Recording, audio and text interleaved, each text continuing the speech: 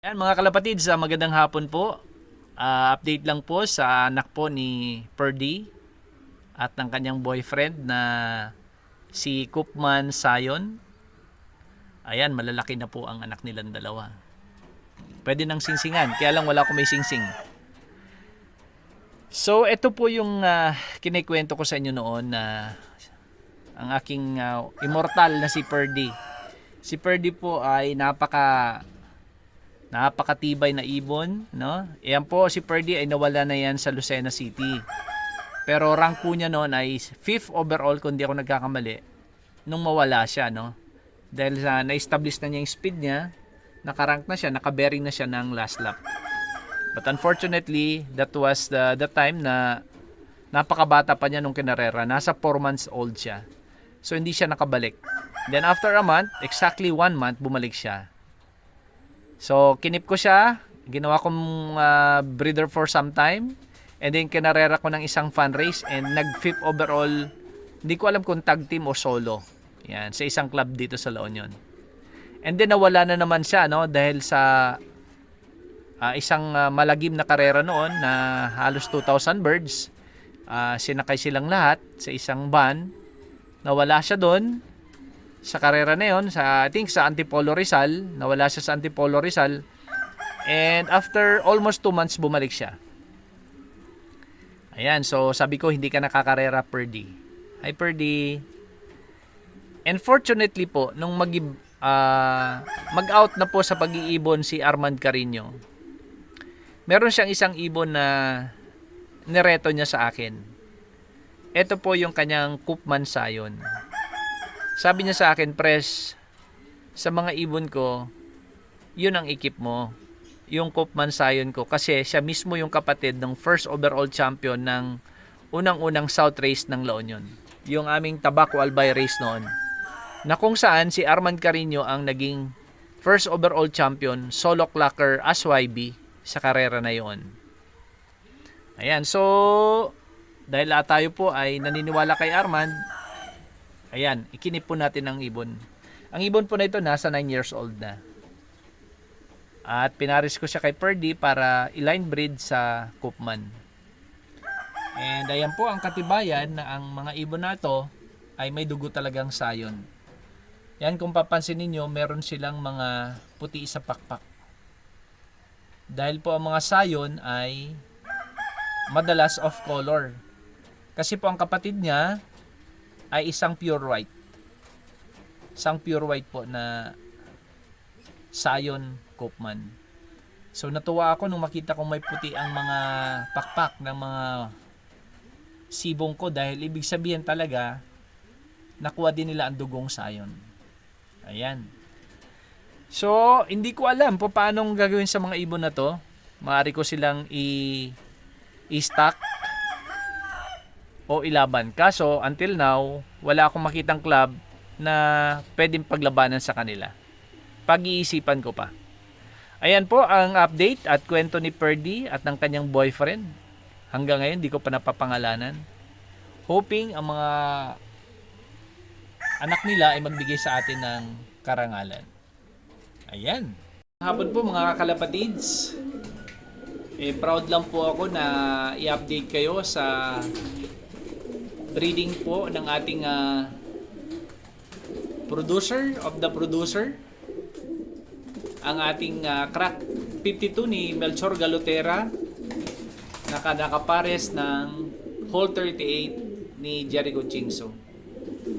Nakakatuwa po ang mga ibon na to kasi kahit na po sila ay halos 10 taon, ay binibigyan pa rin po nila ako ng kompletong mga anak. Ibig sabihin, walang nabubugok sa kanilang mga egg. Ayan po, 2 ang nilabas nila ngayon. Ayan. So hindi ko po hawakan para less ang stress dahil nasa edad na rin, may edad na rin po ang 2 ito. So ito nga po, gaya ng kinikwento ko sa inyo dati, ang ibon na to at ang pares niya ay naglabas po ng 4 na mga producers. 4 na mga breeder cock and hens na naglabas din ng mga champions. First overall champion, no? Ang isang apo po nila, actually, andito, ano? Tama ba? Apo, tama po. Apo nila. Ito, apo po nila yan. Yung second overall champion ng Matnog. Ayan po, si Crack 52 ito. Na may dugo din ng miles. So, ito po, apo na nung dalawa. Ito po yung 3 times lap champion ni Cody and second overall ng Matnog. Ito po kahit short distance, pinahirapan kami noon. Pinakyaw niya magmula Antipolo onwards, I think hanggang Lucena. Lap champion siya lagi. Ayan. So ito pong ibon na to ay apo ng dalawang ibon na ito. Sila po ang lolo at lola. Ayan. At marami pa pong naging anak na champion.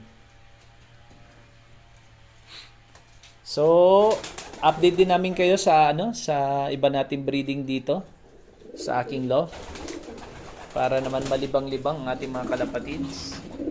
Ito po nakasalang na, shout out Doc Jojo. Ito na po ang inyong ibon. Yung nabigyan nyo sa akin na Crack 52, Doc. Ito na po siya. Pinaris ko rin po sa isang Crack 52. Ayan. Ayan, pwede na. Ayan, nakasalang din ngayon ang ating 300H producer at ang ating Stitch Albout na producer galing kay Manong Tommy De Vera. Ayan. Parehas producer po yan. And let's see kung ano magiging future ng mga anak nila, saan natin ilalaro o saan natin ipapamigay. Ano pa bang meron dito? Ayan, ongoing din po ang breeding pa din ng ating bulilit and ang ating Stitch Albout na si Big Boy. Okay. Malaki na po ang anak nila. Napunta po yan kay Doc Jojo. Ayan. Doc Jojo Musni ng Pampanga. Sa kanyan mapapunta, ipapadala ko mamaya. And ito na po ang anak. Sir Nars Tejada, ito na po ang anak po ng ating Lucky Line ng producer ko, si Lucky Sire. Ayan ang kanyang mga anak sa Biberman na pares niya. Inawad ko na sila, hindi ko na pair. Kasi plano kong ibalik si Lucky Sire sa kanyang apo. Gusto ko nang puruhin yung mga lahi ni Lucky Sire. So ibabalik ko siya sa Tony Vega na may dugong ibon ni Sir Kenji. Yun ang aking plano. And dito naman sa kabilang bintana, ito po ang ating pinagmamalaki na Tony Vega, si Vega mismo, ang inbreed MacArthur ni Sir Tony Vega. May nag-iisang anak ngayon, pero hindi ko nasingsingan, hindi ko na naman naasikaso. Nakapares po siya sa producer line ni Omi Sarmiento, isang Peter C na nakakross ng Victor Lim. Ayan, so ito po ang ating update sa ating breeding. Nagbi-breed lang po tayo na nagbi-breed. Kung merong gustong magpasingsing at kaya pa, let me know po. Ako po masaya lang na makakita ng mga kalapati, ng mga nagbi-breed na kalapati, dahil yan po ang nag-iisa nating libangan at bisyo. Ayun lang po. Happy flying po sa inyong lahat.